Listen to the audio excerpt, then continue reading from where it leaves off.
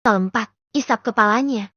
Karena bosan di rumah, Lisa memutuskan untuk keluar sebentar untuk mencari angin. Karena motornya sudah datang, jadi ia berjalan-jalan menggunakan motornya. Saat tahu jika kakaknya ingin keluar, Aldi menitip untuk dibelikan kertas origami untuk bahan prakteknya di sekolah besok. Lisa pun mengiyakan dan pergi secepatnya sebelum larut malam. Ia terlebih dahulu membelikan pesanan Aldi lalu berhenti sebentar di taman. Nyaman banget kalau sunyi gini. Ucap Lisa duduk di kursi tanam dan menutup matanya sejenak menikmati udara malam yang dingin. Lisa termenung. Ia tiba-tiba tersenyum mengingat perlakuan Ken tadi padanya. Ngapain gue mikirin dia sih? Gumam Lisa. Lisa pun berdiri dan melangkahkan ke motornya, lalu pulang. Lisa pagi-pagi sekali terbangun karena ingin buang air kecil, saat ingin ke toilet yang melewati dapur. Ia mengucek matanya melihat ada seseorang yang sedang memasak di sana. Aldi, ucap Lisa. Ternyata itu Aldi yang sedang memasak. Kak Sasa, tumben udah bangun. Ujar Aldi tersenyum pada Lisa. Kamu ngapain masak pagi-pagi begini? Tanya Lisa melihat masakan Aldi. Hehe, Aldi gak mau nanti bunda yang bikin sarapan. Kakak kan juga harus sarapan sebelum kerja. Jadi Aldi aja yang masakin. Ucap bocah itu. Aldi gak mau terlalu repotin kakak. Jeti biar Aldi yang masak buat sarapan. Ucap Aldi. Lisa Jeti terenyuh mendengar ucapan adiknya. Seharusnya Aldi fokus saja pada sekolahnya. Tapi tetap saja bocah itu masih memikirkannya dan bunda. Lisa menarik Aldi dalam pelukannya. Makasih, udah mau bantuin kakak, deh. Ucap Lisa yang sudah tidak bisa menahan tangisnya. Sama-sama, Kak. Setidaknya Aldi bisa bantu-bantu kakak sedikit. Ucap Aldi tulus. Lisa melepaskan pelukannya dan menatap adiknya. Kakak janji bakal kerja keras buat kamu, sampai cita-cita kamu tercapai. Ucap Lisa sungguh-sungguh. Aldi terkekeh. Iya deh, Kak Sasa yang paling cantik. Goda Aldi. Keduanya tertawa bersama, sampai Lisa kembali tersadar bahwa ia harusnya ke toilet. Lisa sudah sarapan dan berangkat kerja, namun sebelum itu ia mengantar Aldi dulu ke sekolah baru ia menuju kantornya. Sesampainya di kantor Lisa bertemu dengan Ken yang kebetulan juga baru datang. Pagi. Sapa Ken. Pagi Pak Chandra. Ucap Lisa saat beberapa karyawan lain memperhatikan mereka. Tumben banget lo panggil gue kayak gitu. Gue gak mau semua karyawan lain tahu kalau kita tuh saling kenal. Ujar Lisa. Lah, kenapa? Lo gak mau punya temen seorang bos besar kayak gue? Tanya Ken. Bukan gitu. Gue gak mau aja mereka pikir gue itu manfaatin lo nanti. Ucap Lisa. Yaelah, omongan orang gak usah dipikirin. Tapi kalau itu mau lo, gue hargai. Kita akan asing saat di kantor doang. Ucap Ken mengangkat kedua alisnya. Oke, kalau gitu gue masuk duluan. Ucap Lisa. Lisa masuk ke dalam kantor dan Ken menyusul. Di dalam Lisa mencari-cari di mana Rina berada. Biasanya Rina selalu saja menyambutnya setiap ia datang. Rina mana? Tanya Lisa pada salah satu teman Rina. Katanya sih dia sakit. Jeti gak masuk hari ini. Ucapnya. Oh gitu, makasih ya. Lisa pun langsung saja ke ruangannya. Mengapa Rina tidak mengatakan jika ia sakit? Saat hendak mau masuk ke dalam ruangannya, Lisa berpapasan dengan Kelvin. Lis, kamu lihat Rina gak? Rina sakit, Pak. Bapak gak tahu. Sakit? Bukannya dia kemarin baik-baik saja. Saya kurang tahu, Pak. Ucap Lisa apa adanya. Kelvin menghela nafas panjang. Baiklah, kembalilah ke ruanganmu. Lisa mengangguk lalu masuk ke dalam ruangannya. Setelah lelah mengerjakan pekerjaan yang sangat menumpuk, jam istirahat akhirnya berbunyi. Lisa merenggangkan otot-ototnya, lalu mengeluarkan bekal yang Aldi buatkan lagi untuknya pagi ini. Jika ada Rina mungkin ia bisa makan bersama. Lisa akhirnya makan sendirian dengan lahap. Ia sangat menikmati makanan buatan Aldi. Bocah itu sangat pandai memasak. Ia saja tak bisa memasak makanan seenak itu. Tok! Lisa menoleh pada siapa yang mengetuk pintu. Rupanya itu Kelvin yang membawa sesuatu di tangannya.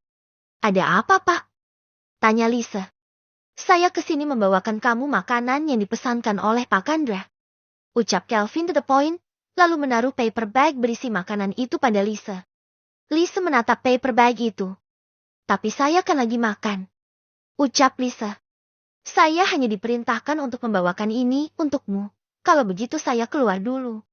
Ucap Kelvin dengan wajah datarnya lalu keluar dari sana. Lisa melongo melihat Kelvin. Cuma Ken doang yang seenaknya bisa nyuruh Pak Kelvin. Gumam Lisa. Tuh anak gak kira-kira kirimin gue makanan. Dia mau bikin gue gendut apa? Oceh Lisa. Lisa memutuskan untuk mengembalikan saja makanan itu. Tidak mungkin ia bisa menghabiskan semua makanan yang begitu banyak seorang diri. Sesampainya di ruangan Ken, Lisa langsung masuk saja ke dalam tanpa mengetuk terlebih dahulu. Lisa terkejut melihat Ken sedang berbicara dengan seorang wanita yang ia lihat keluar dari ruangan Ken kemarin. Liz, ngapain kesini? Tanya Ken seketika berdiri saat duduknya saat melihat Lisa. Siapa lo main masuk-masuk aja gak pakai permisi? Ucap Nikki dengan wajah angkuhnya. Gue kesini cuma mau balikin makanan yang lo kasih. Ini kebanyakan. Ucap Lisa. Maksudnya apa Kendra? Dia siapa? Tanya Nikki. Dia cewek gue. Kenapa? Lo harus jauhin gue karena gue udah punya cewek lain. Ucap Ken mendekati Lisa lalu merangkulnya. Lisa yang tidak paham apa yang dikatakan Ken barusan. Ia menyingkirkan tangan Ken dari pundaknya. Apaan sih lo? Maksudnya gue cewek lo apa? Tanya Lisa bingung. Bantuin gue untuk kali ini aja. Bisik Ken dan kembali merangkul pundak Lisa. Gue gak terima. Cewek kampungan kaya dia gak cocok buat jadi istri lo. Ucap Nikki, membuat Lisa tersinggung. Apa lo bilang? Gue kampungan? Tanya Lisa mulai emosi dengan sikap angkuh Nikki. Biarin gue kampungan tapi bisa menghargai perasaan orang lain, daripada lo cantik tapi gak punya etika. Ucap Lisa. Ken Jetty ternganga melihat Lisa yang berani mengatakan itu pada Nikki. Gue bakal balas lo nanti. Ucap Nikki kesal.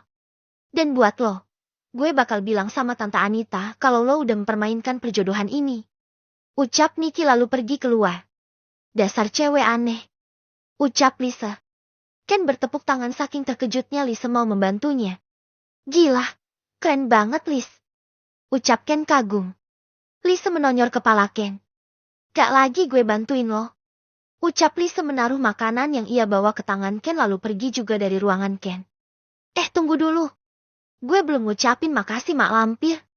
Teriak Ken namun Lisa tetap saja melanjutkan langkahnya.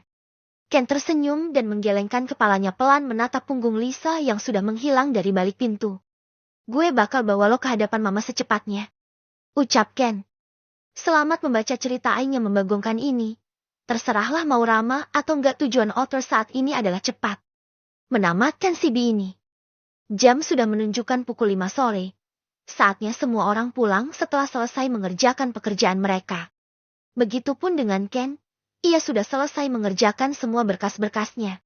Tujuannya saat ini ke ruangan Lisa. Ia ingin mengajak Lisa untuk makan malam bersama malam ini. Hei, Lisa! Teriak Ken saat melihat Lisa baru keluar dari ruangannya. Ken berjalan cepat mendekati Lisa. Apa? Tanya Lisa datar. Cuek amat sih, gue mau ajakin lo makan bareng. Mau gak? Ucap Ken. Gak. Gue ada janji makan malam sama Aldi sama Bunda juga. Ujar Lisa. Gue ikut. Ucap Ken. Nanti gue yang traktir. Ucap Ken lagi. Gak perlu. Tekan Lisa. Gue mau diner sama keluarga gue. Mending lo makan malam sama keluarga lo juga. Ucap Lisa. Ken tersenyum. Mama gue selalu sibuk. Dan gue kan gak punya saudara kaya lo. Ucap Ken. Lisa Jetty merasa iba dengan Ken. Pria itu juga malah memasang wajah memelas lagi. Ya udah, lo boleh ikut. Ucap Lisa terpaksa.